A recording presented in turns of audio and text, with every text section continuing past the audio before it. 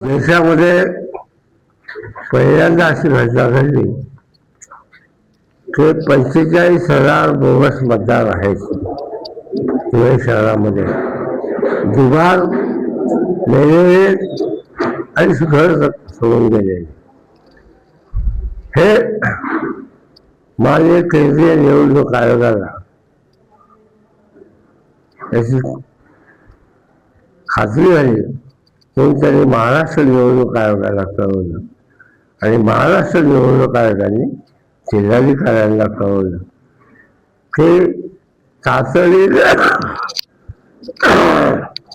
यातलेली दोषी असतील त्यांच्यावर कारवाई करा आणि कारवाईचा आवाज ताबडतोब पाठवा.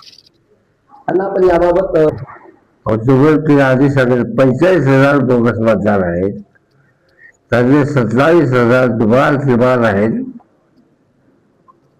14,000 मेलेले आहेत, त्यांची नावं कमी झाली नाही, बाकीला धुळं सोडून गेलेले आहेत.